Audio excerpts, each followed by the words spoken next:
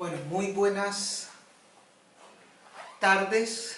Le agradezco a la profesora Carmen Lozano la oportunidad por venir a compartir esta temática que desde el punto de vista de cómo puede un cerebro ser innovador es fundamental. En los próximos 40 minutos vamos a tocar el tema de filosofía educativa, realmente qué es la educación y qué puede hacer la educación para ayudarnos en nuestro proceso de innovación. Mi nombre es Oscar Darío Cañas Mejía, yo soy médico anestesiólogo, profesor de anestesiología de la Universidad Javeriana. Y para comenzar con este tema interesante, me gustaría que observáramos el siguiente video. La palabra educación en el fondo quiere decir sacar de dentro, ¿eh? Es decir, no somos cubos vacíos que hay que llenar, sino fuegos que hay que encender. Y en este sentido me gustaría contaros una historia que a mí personalmente me ha marcado mucho. He hablado en distintos foros sobre esta historia porque señala lo que para mí es la diferencia entre profesores y maestros. En 1951, en la ciudad de Detroit, nace un joven, un chico de color, que pronto nota lo que es la pérdida, porque siendo jovencito el padre se va y se queda la madre, una mujer que no tenía estudios, una mujer que se había dedicado a cuidar de sus hijos y se ve con esta situación, con la situación de que tiene que sacar adelante una familia, se dedica a limpiar apartamentos, a limpiar hospitales, etcétera, etcétera. Y claro, cuando uno ha vivido en la ciudad de Detroit, como he vivido yo trabajé en un hospital que se llama Henry Ford, en neurocirugía. Cuando uno ha vivido en la ciudad de Detroit, pues se da cuenta que Detroit es una ciudad apasionante, pero en ciertas épocas de la historia ha sido una ciudad bastante complicada. En los años 50 verdaderamente había un apartheid, una especie de apartheid, es decir, las personas de color se tenían que sentar en sitios distintos que las personas blancas, tenían que ir a baños diferentes, etcétera, etcétera. Y claro, este chico era un chico de color, era un chico pobre y que pronto pues, fue destacando no por su talento, sino por lo que consideraban que era su estupidez. Tampoco por su serenidad, sino más bien por su tendencia, su temperamento violento. Cualquiera que hubiera tenido, digamos, una bola de cristal habría imaginado que este chico habría acabado sin duda en un penal en los Estados Unidos, si no muerto en un combate entre bandas enfrentadas. Pasaba sus ratos, se olvidaba de su triste condición viendo programas de televisión hasta que un día su madre decidió que iban a ver menos televisión y se iban a dedicar más a leer libros. Y les obligó a leer libros yendo a la biblioteca pública de Detroit, y el joven Benjamin, empezó a enamorarse de los libros. Quiero que entendáis que en el colegio este niño tenía las peores notas, pero había un profesor, el profesor de ciencias, que verdaderamente era un maestro. Él creía que en todo ser humano hay grandeza, que en todo ser humano hay potencial, y que la misión de un maestro es ayudar a que ese potencial se despliegue y florezca. Un día el maestro aparece con una piedra muy rara, la levanta delante de la clase y pregunta: ¿qué es esto? Se produce un silencio porque nadie sabe lo que es eso, salvo una persona, que ya os imagináis quién era: Benjamin. Pero Benjamin era el tonto de la clase. La primera pregunta es ¿por qué lo sabía Benjamin? Benjamin lo sabía porque en la biblioteca pública se había dedicado a leer libros de ciencias y por casualidad o sincronicidad, quién sabe, había encontrado libros sobre minerales y había una foto de esa piedra. Pero ¿vosotros pensáis que el tonto de la clase se atreve a hablar? No, porque tú mismo ya matas la respuesta antes de que nazca, es imposible. Si no lo sabe el resto, tengo que estar equivocado aunque parezca que estoy en lo correcto. Pero el profesor sostenía en la roca: de verdad que nadie sabe lo que es esta roca. Y tímidamente el joven Benjamin alzó la mano. Es muy fácil decir: venga, Benjamin, ¿cómo lo vas a saber tú? Si tú no sabes nada. Pero aquel profesor mantuvo un espíritu curioso, interesado. Él sabía que en todo ser humano hay grandeza. La buscaba. Benjamin, ¿tú lo sabes? Sí. ¿Qué es? Obsidiana. Correcto. Pues ¿sabes algo más de la obsidiana? Y vaya que sí sabía el joven Benjamin. Empezó a hablar sobre la obsidiana, las temperaturas elevadísimas, luego el frío, cómo cristaliza la roca, etcétera, etcétera. supuso un antes y un después en la vida de este chico, porque este chico recuperó la confianza en sí mismo, creyó que era posible aprender, creyó en sí mismo. Este chico pasó de ser el último de la clase a ser el mejor estudiante de su colegio. Hizo realidad su más profundo sueño, que era absolutamente imposible, ser médico. Se convirtió en el mejor neurocirujano infantil de la historia, profesor Ben Carson. Ben Carson en 1987 hizo una operación de separar a dos gemelos siameses unidos a nivel craneoencefálico. Todas las cirugías que se habían hecho hasta aquel momento para separar lo que se llama un cráneo pago, esta malformación craneoencefálica, todas los niños habían muerto en la mesa de quirófano. En esta operación, en 1987, intervinieron 70 profesionales de la medicina y duró 22 horas. Los dos niños salieron adelante, vivieron y estuvieron bien y sanos. Él aplicó técnicas especiales de cirugía cardíaca a la neurocirugía. A nadie se le habían ocurrido. En todo ser humano hay potencial, en todo ser humano hay grandeza y tenemos, entiendo, que tener esta disposición a crear espacios de oportunidad para que esas personas puedan mostrar lo que en realidad siempre han tenido y siempre tendrán, pero que no todo el mundo mostrará si no ve ese espacio de oportunidad. Viendo este video, entonces a uno le surge la inquietud, ¿cómo el señor Ben Carson, que en alguna manera en su proceso de niñez nadie daba sobre lo que él podía llegar a desarrollar, en qué momento ese cerebro se convierte en un cerebro innovador? Para mencionarlos, que el señor Ben Carson en este momento pues es una referencia mundial en cuanto a innovación en el área de la medicina, de los procedimientos quirúrgicos. Es uno de las personas referentes a nivel mundial. Quisiera también recomendarles la lectura de este libro, de Christopher Phillips, 6 preguntas de Sócrates. Y la historia de Christopher Phillips también nos habla mucho de la innovación. Él le menciona al terminar sus estudios de secundaria a sus padres que quería ser filósofo. Obviamente los padres en ese momento ven netamente el aspecto económico, dicen, uy no, tremendo, usted si se vuelve filósofo pues no va a poder obtener un ingreso adecuado. Él persiste y sigue adelante, es obstinado con su idea y terminando su filosofía se traslada a Europa y comienza a observar ciertas cosas interesantes, sobre todo en los países del norte de Europa. Finlandia, Noruega, Dinamarca. Primero, son países donde las personas son altamente educadas, más del 98% de las personas tienen educación universitaria. Segundo, dado su patrón de vida, decidieron no casarse y no tener hijos, y protegiendo el medio ambiente hacen jornadas laborales hasta las 3 de la tarde. Entonces surgía esa inquietud, ¿qué hacen ellos después de las 3 de la tarde cuando no tienen de alguna manera un vínculo familiar fuerte o no tienen hijos? Entonces este joven crea lo que se llaman los cafés Sócrates. Los cafés Sócrates son sitios donde en la tarde la gente va a hablar, va a tertuliar acerca de temas, y Café Sócrates es una de las empresas más rentables de Europa en estos momentos. Él luego se vuelve donde los padres y le afirma, mire que ustedes pensaban de que yo no iba a obtener un éxito económico y hoy por hoy pues los cafés Sócrates son también un referente.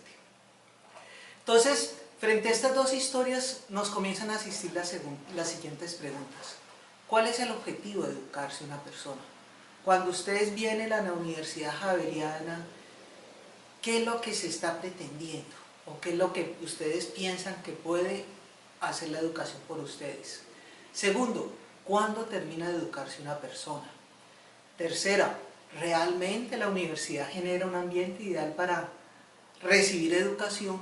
Y cuarto, ¿qué nos identifica a nosotros como seres humanos? ¿De dónde venimos y hacia dónde vamos?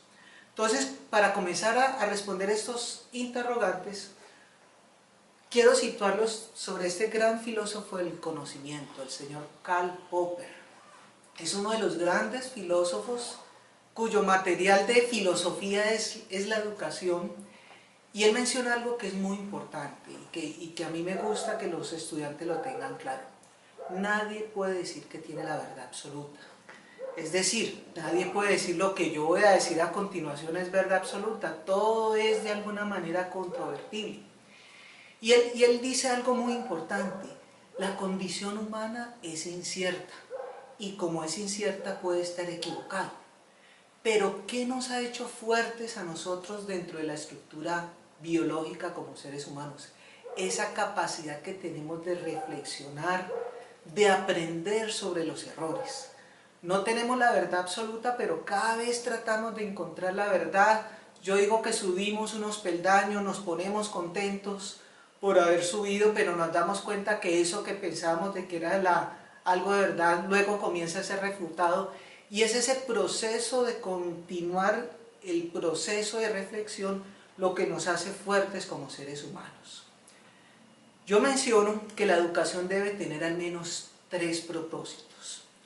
Los voy a mencionar sin decir que el primero es el de más importancia, pero indudablemente está la parte económica. ¿Ustedes a qué vienen a una universidad?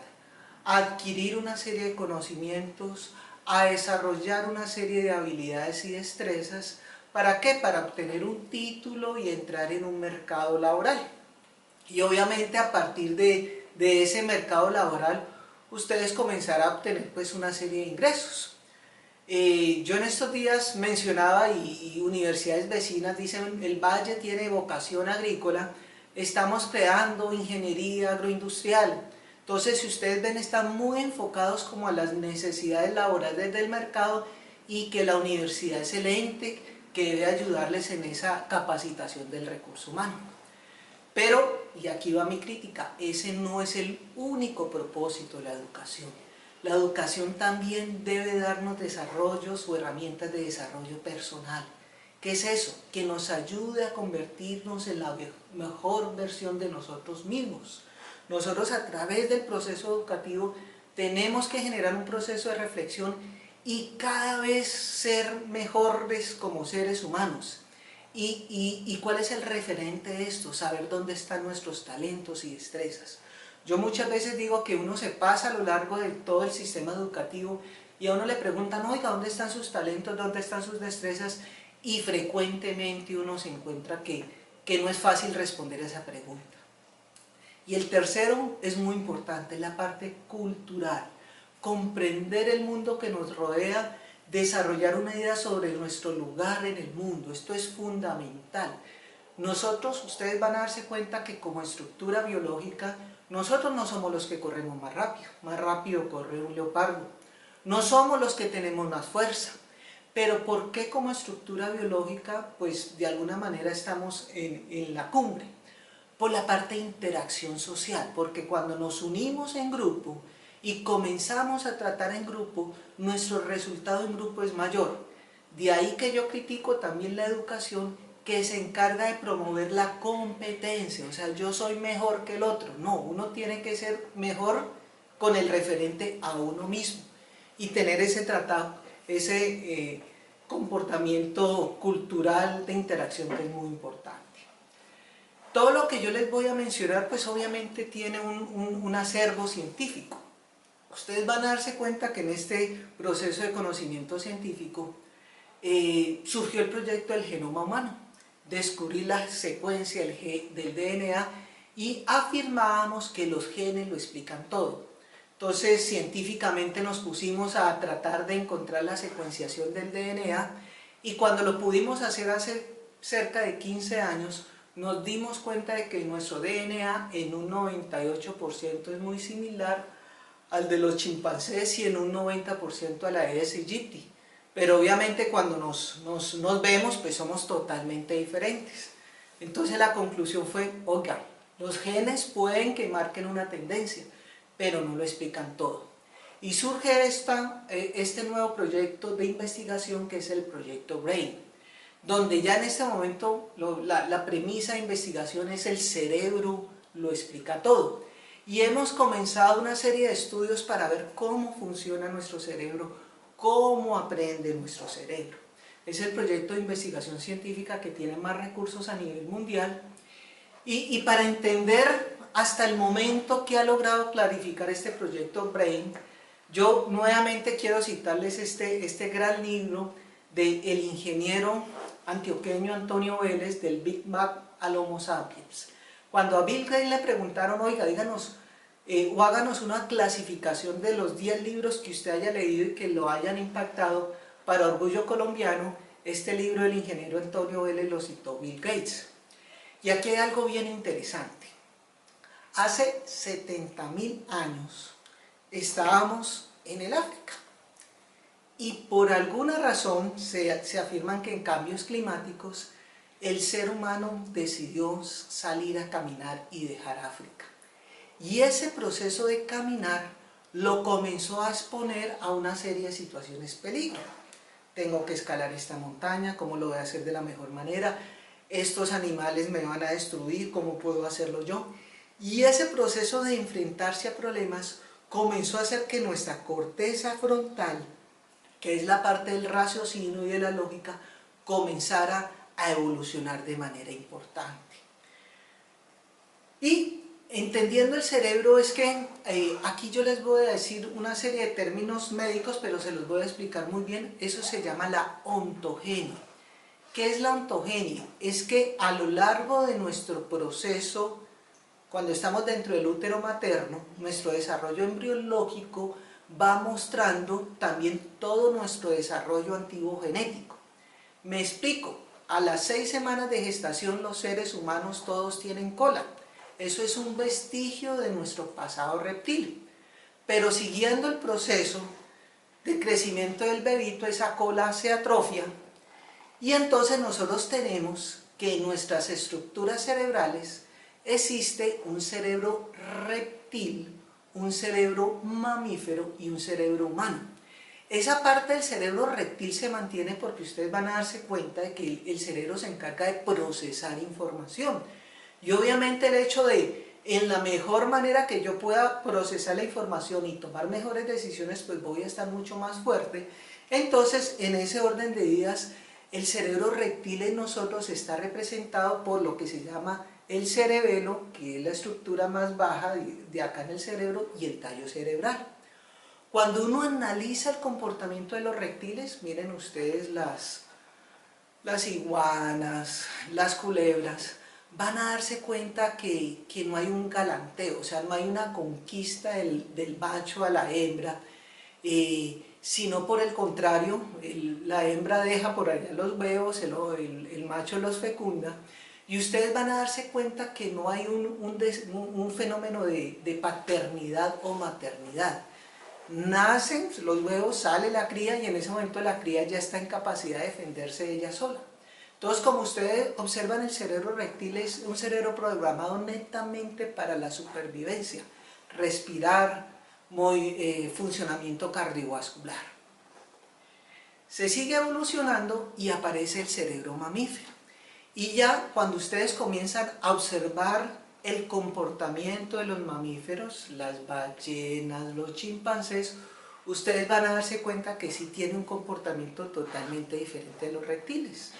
Primero, sí existe galanteo, o sea, el macho comienza a tener una serie de posiciones o presentaciones donde le dice a la hembra, mira que yo tengo fuerza, yo soy musculoso.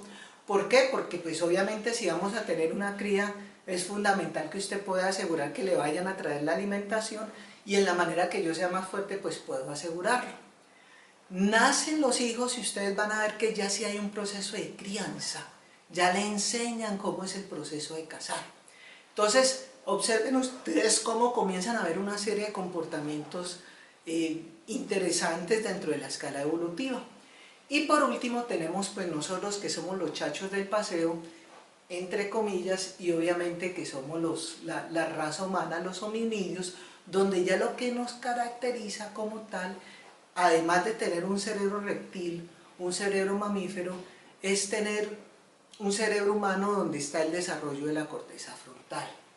Si ustedes observan, a lo largo de nuestro proceso también de maduración como personas, vamos mostrando este desarrollo cerebral.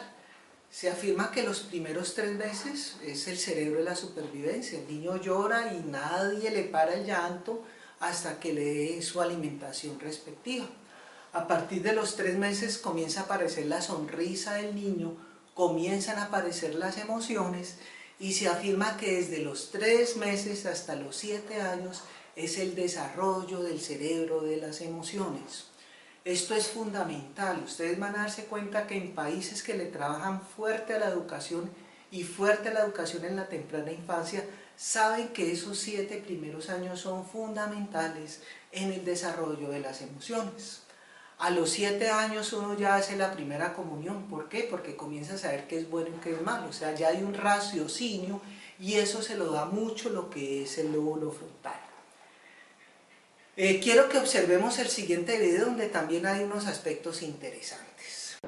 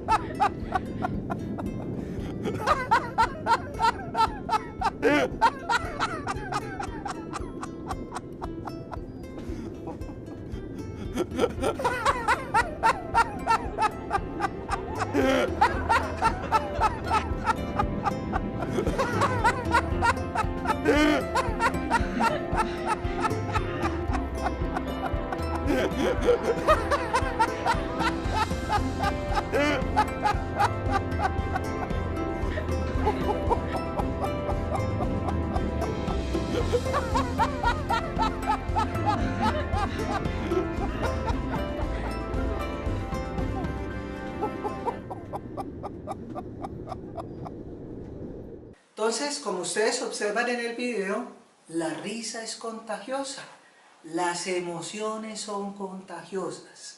Y la explicación de esto, desde el punto de vista de neurología, valió un premio Nobel de Medicina, que son las neuronas espejo, y es el desarrollo del cerebro empático. Fundamentalmente la empatía es que usted pueda sentir de alguna manera lo que está sintiendo la otra persona. El cerebro básicamente aprende por imitación. ¿Por qué las modas? Porque si sale que la faldita de tal colores, usted va a ver que masivamente eso comienza a desarrollarse.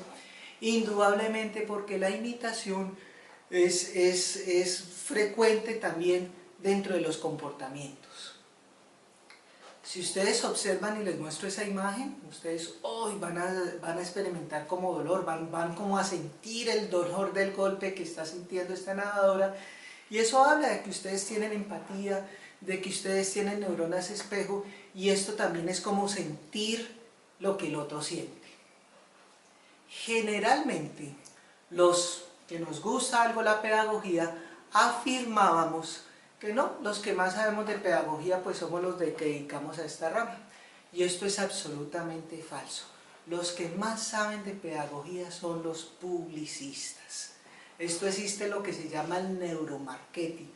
Ellos saben cómo pasarle a ustedes imagen, cómo no aburrirlos en una charla, cómo tenerlos atentos, obviamente para utilizar esa información en beneficio propio. Aquí es donde yo vengo a mencionar que la educación, una de las cosas principales es ayudar a desarrollar seres autónomos y dependientes, o sea, que no se dejen meter los dedos a la boca, que tengan esa capacidad reflexiva de estar muy atento a todo el tipo de información que les está llegando y sin ser beligerantes y ser reflexivos, no tragar entero. Entonces, las propagandas mejor estudiadas del mundo son las propagandas de Coca-Cola. Ellos saben que el color rojo promueve la ansiedad y la ansiedad promueve sed y hambre. Entonces, si ustedes ven, muchos de los letreros de los sitios de comida son de color rojo. porque eso lo tienen absolutamente estudiado. Entonces es la parte de la neuromercadotecnia. Veamos el siguiente video que les aclara un poquito más de esto.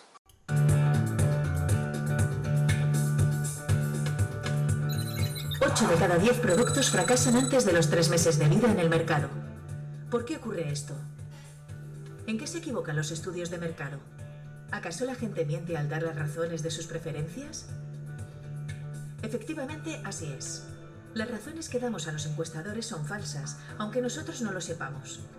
Sin querer, mentimos y nos creemos nuestras propias invenciones. No es que queramos boicotear las encuestas o el sistema capitalista, simplemente no sabemos por qué compramos. Compramos por motivos muy diversos, y todos ellos están relacionados con fenómenos que se dan por debajo de nuestra consciencia, ligados a nuestro pasado evolutivo, a nuestra biología más instintiva. Determinados estímulos sensoriales activan zonas profundas del cerebro, como el sistema de recompensa, que nos pone en acción y nos impulsa a la búsqueda de alimento, sexo y seguridad, los 3 pilares básicos de la supervivencia en el reino animal. Se sabe, por ejemplo, que las imágenes de índole sexual modifican nuestra conducta, incitándonos a arriesgarnos más, a gastar más dinero. Por otra parte, los objetos relacionados con el poder también tienen el mismo efecto, sobre todo en el hombre. Coches caros, relojes de oro y todo tipo de posesiones materiales son vistas por el cerebro como una forma de trepar en la jerarquía del grupo y, de paso, conseguir un atractivo sexual adicional. Pero la sofisticación de los estímulos publicitarios puede ser todavía mayor. ¿Quién no se ha sentido identificado con una marca en concreto? ¿Eres de Apple o de Microsoft? ¿Prefieres Pepsi o Coca-Cola? Ya no queremos comprar objetos, sino maneras de ser, estilos de vida. Las técnicas de neuroimagen han mostrado que podemos llegar a preferir determinados productos, aunque a nivel sensorial no nos satisfagan del todo, simplemente porque tenemos asociados a ellos recuerdos personales positivos o esperanzas con respecto a un futuro mejor. Muchas marcas activan una zona cerebral tras la frente relacionada con el sentido de la identidad personal. Es decir, que somos capaces de comprar sus productos no porque los queramos, sino porque, de manera inconsciente, creemos que forman parte de nosotros mismos, los identificamos con nosotros. Algunas marcas estimulan incluso las mismas áreas del cerebro que se ponen en funcionamiento ante los símbolos religiosos. Por tanto, nos aportan la sensación de formar parte de una tribu, de un grupo, de una comunidad. Si a este hecho añadimos que tenemos una tendencia innata a imitar el comportamiento de los que nos rodean, debido a las neuronas espejo, no nos queda otro remedio que aceptar lo inevitable. Y es que, a la hora de consumir, somos mucho menos libres de lo que nos creemos. Miren entonces ustedes cómo la parte de los sentimientos es fundamental dentro del proceso educativo. ¿Qué es lo que hace de alguna manera la publicidad y el neuromarketing? Sesgarlos o manejarles sus sentimientos. Como ustedes observan, aquí estoy colocando en esta diapositiva, se mencionan las 6 emociones básicas que tiene el ser humano: la ira, la alegría, la sorpresa, el miedo, la angustia, el disgusto. Y mire que uno, sin siquiera hablar, solamente con el lenguaje corporal, a través de esa empatía, usted de alguna manera puede saber la emoción que está manejando en ese momento la persona. Y esto es fundamental. La gente cree que la emoción es algo negativo y le da un valor moral a la emoción, y se afirma que, oigo, no vaya a mostrar emociones porque es mostrar la debilidad, y eso no es correcto. Las emociones, como ustedes comiencen a entender, han ocupado una parte muy importante en nuestra evolución. Aquí lo estoy colocando yo en la diapositiva. Imagínense, hace 70.000 años en el África veníamos nosotros caminando y vemos una culebra. Eso estimula nuestros ojos, estimula la retina, va a esa zona del cerebro mamífero y ante eso dice peligro. Y tenemos que hacer 2 cosas: o nos quedamos quieticos para que la culebra no nos vaya a morder, o maestro, corra y piérdase lo más rápido que pueda. Entonces mire que en ese momento esa emoción que experimenta es fundamental para tomar decisiones, y realmente un aspecto fundamental en el proceso educativo es que las personas puedan de alguna manera entender sus emociones y darles el mejor manejo posible de acuerdo pues a la adaptabilidad de ese medio. Entonces esto es fundamental. Y aquí es donde también quiero aclarar otro concepto, y es el temor. Muchas veces, y ustedes lo han visto pues nosotros en Colombia y todo lo que fueron las campañas políticas, es generar temor, y a partir del temor que la gente sesgue su raciocinio. Entonces esto también es un aspecto fundamental para que ustedes observen cómo ese aspecto de sentimientos marca tan profundamente nuestro comportamiento humano. Los que nos gusta hablar de este tema educativo, este señor que ustedes están viendo en la diapositiva, pues es uno de los grandes personas que hizo algo disruptivo, y es el señor Howard Gardner. Y el señor Howard Gardner comienza a hablar del concepto de las inteligencias múltiples. Y aquí quiero aclararles, todos los cerebros son inteligentes. Créanme que el proceso evolutivo, de alguna manera, pues no se equivoca. Entonces, cuando ese sistema educativo lo hace dudar acerca de su inteligencia, es un sistema educativo que no está en la línea correcta. ¿Y qué es la inteligencia? Es la capacidad de resolver problemas. Y de alguna manera aquí lo quiero asociar con la innovación. Se innova para resolver problemas. Por eso el cerebro innovador pues tiene que ser un cerebro inteligente, dado la capacidad de resolver problemas. Pero, y aquí sí es la parte interesante, antiguamente se creían que los duros para matemáticas y los duros para lenguaje eran los que servían desde el punto de vista educativo. Y este señor Howard Gardner comienza a hablar de 8 patrones de inteligencia. Y lo interesante es que de alguna manera nosotros tenemos un patrón de inteligencia donde sobresalimos, porque en ese patrón tenemos mayor conexión neuronal. Entonces es muy importante que el sistema educativo nos dé la oportunidad de saber cuál es nuestro patrón de inteligencia. El señor Howard Gardner habla de una inteligencia lógico-matemático, pues aquí básicamente están los ingenieros, los matemáticos. Habla de una inteligencia lingüística, donde tenemos los escritores, los poetas, Gabriel García Márquez. Habla de una inteligencia espacial, los arquitectos. Habla de una inteligencia musical. Habla de una inteligencia corporal o sinestética, los grandes deportistas. Habla de una inteligencia emocional, que él la divide en 2 capítulos grandes. La inteligencia intrapersonal, la capacidad de conocerme yo mismo, y la inteligencia emocional, cómo interactúo.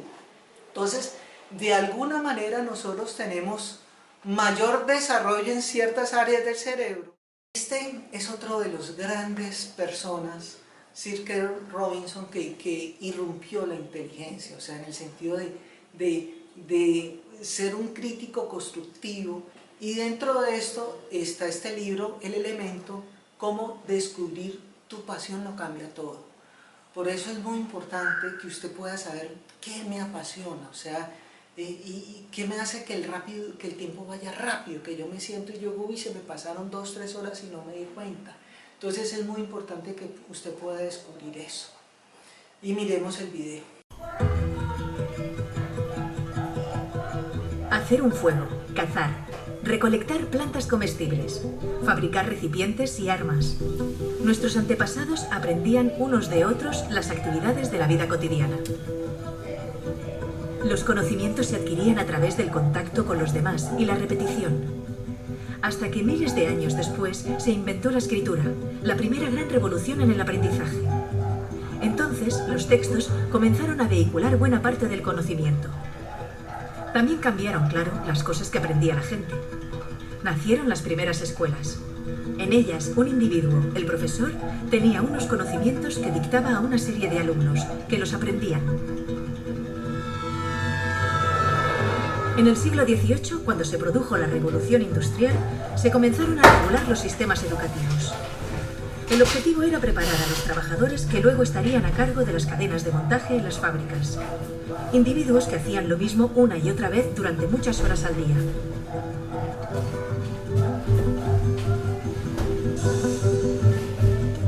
La escuela que se inventaron seguía ese patrón. Todos los niños repetían y repetían de memoria determinados conocimientos. Un proceso estandarizado y lineal, en el que les enseñaban aquellas materias que se consideraban útiles para la recién nacida economía industrial. Es el modelo que ha perdurado hasta nuestros días. Sin embargo, ya no nos sirve, porque el mundo, en el último medio siglo, ha cambiado radicalmente. Los avances espectaculares que se han producido en ciencia y tecnología han hecho, por una parte, que pasemos de ser una sociedad industrial basada en la producción masiva de objetos a una sociedad de servicios y de información, en la que el motor son las ideas y la creatividad, la capacidad de inventar los nuevos oficios más acordes al siglo XXI.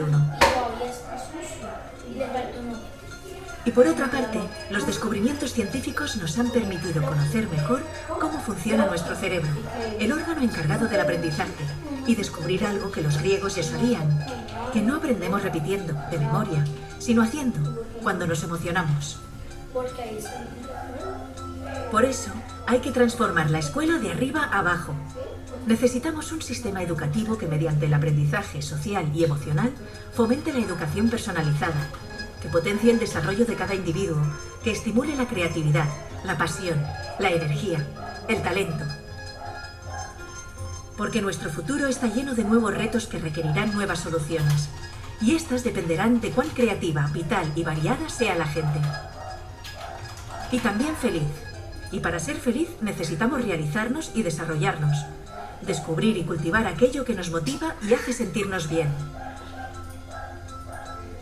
Bienvenidos a la escuela del siglo XXI. Y tenemos a este señor que es Daniel Goleman, pues que es el padre de la inteligencia emocional. Es alguien que dice, vea, es fundamental en estos tiempos modernos que las personas puedan desarrollar su inteligencia emocional. Y dentro de esto del proyecto Brains está este señor que se llama Mathieu Ricard, que es bien interesante la historia de él. Mathieu Ricard es un biólogo de la Universidad de París. Siendo biólogo de la Universidad de París, se va para el Tíbet, se enamora de la filosofía tibetana y del budismo y se convierte al budismo. Y es la persona que tiene más horas contabilizadas en cuanto a meditación. Entonces, cuando surge el proyecto Brain, le dicen, oiga, señor Mathieu Ricard, como le estoy mostrando ahí, estamos estudiando cómo es que el cerebro pues procesa la información. Venga, quiero que usted medite y lo voy a someter a estos estudios, electroencefalografía, gammagrafía, saber qué le pasa a su cerebro cuando medita.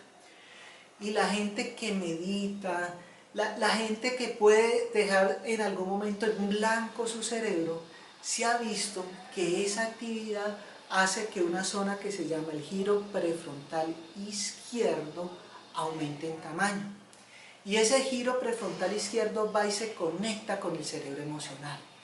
¿Qué pasa? La emoción la va a sentir, la evolución es evolutiva, pero esa persona adquiere capacidades en administrar su emoción, o sea, en no ser el explosivo, el irascible, sino que de alguna manera diciendo, venga, tengo ira, tengo rabia, tengo taquicardia, venga, yo voy a procesar y a ver y a ser más adaptativo, no voy a comenzar a tirar las cosas o hacer. Entonces, en muchas universidades en Estados Unidos se están incorporando esto dentro del patrón de estudios, el mindfulness, o sea, la capacidad que tenga la persona en poder desarrollar estas herramientas que impactan en su cerebro. Y pues ustedes están aquí pues tratando de desarrollar este talento en ustedes, la creatividad. La creatividad es la máxima expresión del cerebro, es hacer algo que todavía no está en la imaginación humana. Cuando uno ve Bill Gates con el desarrollo de los computadores, Albert Einstein con la teoría de la relatividad, la creatividad de ellos fue suprema porque pudieron desarrollar esas cosas que en algún momento no estaban. El objetivo pues obviamente de ustedes estar en este curso es dotarlos de esas herramientas para que ustedes en su marca personal vayan desarrollando la creatividad. Y pues se afirma que todo el mundo quiere trabajar en la Google. Y cuando usted va y dice, bueno, ¿qué es lo que hace la Google? Y aquí está este libro bien interesante, Busca en tu interior. El señor Chen Mentine es el de desarrollo humano de la Google. Él dice, mire, cuando las personas llegan, lo primero que nosotros tratamos de saber es dónde están sus talentos, qué es lo que lo apasiona. Y una vez que nosotros logramos tener claros sus talentos y lo que le apasiona, pues lo dotamos de los medios y la infraestructura para que él sea creativo.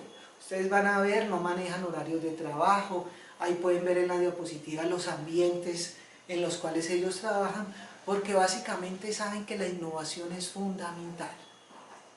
Todo uno puede decir que uno tiene unos motores en la vida, la genética te da tus talentos, la educación te da el conocimiento, pero el entorno te motiva. Entonces también, eso es muy claro, deben haber entornos emotivos que motiven a la creatividad. Quiero ya para terminar hablar de este otro excelente libro de John Medina, Las 12 reglas del cerebro, y es un libro bien interesante también en la onda de cómo hoy por hoy estamos teniendo claridad en cómo es que el cerebro procesa la información y ayuda en la educación. Primero, el ejercicio físico aumenta las capacidades cerebrales. Hay que hacer ejercicio, hay que moverse. Si ustedes ven hace 70.000 años cuando salimos de África, salimos a caminar y aprendimos caminando, enfrentándonos a nuestros problemas. La gente que hace ejercicio físico, la gente que se mueve es más creativa porque eso le ayuda al cerebro, eso es fundamental. La gente no le presta atención a las cosas aburridas. Aquí nosotros como profes muchas veces nos hacemos un fenómeno reflexivo de nuestras clases. ¿Serán nuestras clases amenas o nuestras clases aburridas? Cuando decimos que los estudiantes no prestan atención, ¿hasta dónde? Es porque estamos haciendo una clase aburrida. Entonces la gente quiere cosas que lo motiven de alguna manera.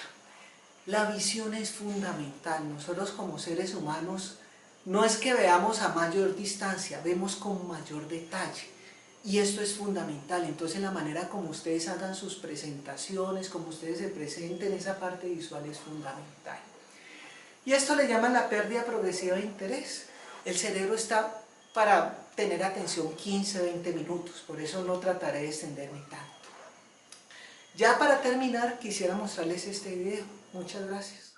Tenemos alrededor de unos 200 billones con B, 200 millones de conexiones en el cerebro. Cualquier cosa que aprendemos altera algunas de estas. Y es en este patrón de conexiones, esta neurona que se conecta con la otra y con la siguiente, y esta con la otra y con la otra, es en este patrón donde almacenamos la memoria. Tanto aprender es cambiar nuestro cerebro.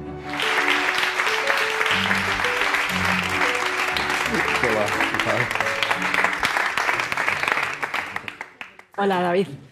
Lo de ser más o menos inteligente, ¿crees que viene de serie o que se puede entrenar? Un poco de cada. Cualquier capacidad mental tiene una parte que viene de serie, de nuestra biología, y una parte que se trabaja a través de la educación. A ver, nuestro cerebro, como cualquier parte de nuestro cuerpo, se forma porque hay unos programas genéticos.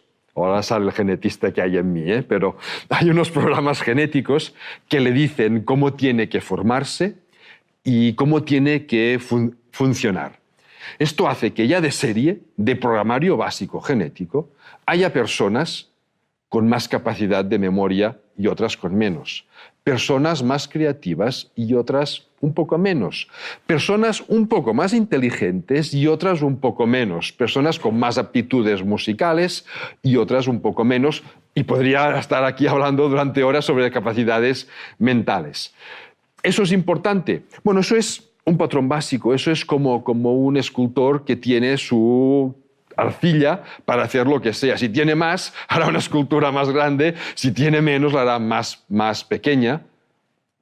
Pero la educación es la habilidad para moldear esta arcilla. Puedes tener poca arcilla y hacer una escultura preciosa, y tener mucha y que te salga un churro.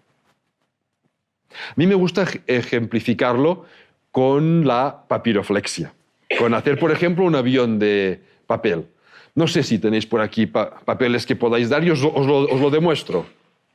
Vale, pues mira, os reparten a cada uno un trozo de papel.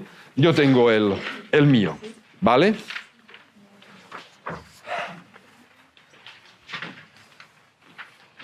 Cogéis vuestra hoja y dobláis una punta hacia atrás. ¿vale? A ti te falta un trozo, ¿no?, de hoja. Qué mala suerte, ¿no? Bueno, ¿qué le vamos a hacer? A ti te falta un trozo. ¿Todos teníais la hoja rectangular? No. Mira como los genes, cada uno tiene sus propios genes, cada uno tiene su hoja, ¿no? Bueno, ahora dobláis la otra punta, la punta que ha quedado aquí arriba, la dobláis, no sé cómo enseñarlo muy bien, para que se vea, pero la dobláis hacia abajo de forma que quede, pues no sé, como una casita. Bueno, a algunos os queda un poco un churrillo, porque tenéis la hoja mal cortada. Lo dobláis, ahora sí, por la mitad, para que vaya cogiendo forma de avión. Hacemos las alas, ya no sé cómo enseñarlo, pero... Y si hacéis un par de cortes en el ala, por la parte de atrás, y lo subís, pues tenéis los alerones. ¿Vale?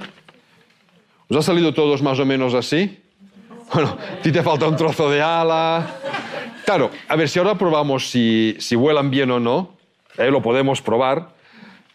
Seguro que hay aviones que vuelan mejor que otros, porque todos lo habéis doblado. El tuyo es el más feo, con perdón, de avión. Claro, ¿cuál es el problema? El problema es que todos habéis seguido mis instrucciones al pie de la letra, cuando resulta que teníais distintas formas de papel. Si esto lo comparamos con el cerebro y la educación, cada cerebro es diferente. La educación lo que hace es sacar provecho de este cerebro, doblándolo. No lo dobla físicamente, pero sí hace conexiones físicas para que funcione de la mejor manera posible. Si a todo el mundo lo educamos de la misma manera, sucederá esto. Habrá algunas personas que les funcionará muy bien la educación porque se adaptará a su cerebro y otras que no les funcionará nada bien. La educación tiene que ser tan personalizada como sea posible para sacar el máximo provecho. Si esto es que os falta un trozo de avión, hubieses hecho un doble primero para que quedase un rectángulo, a partir de ese rectángulo sería un poco más pequeño, pero hubiese salido exactamente un avión que volaría bien. Bueno, pues si os parece podemos probar si vuelan, lo hacemos todos a la vez, ¿vale? Cuento hasta 3, 1, 2 y 3.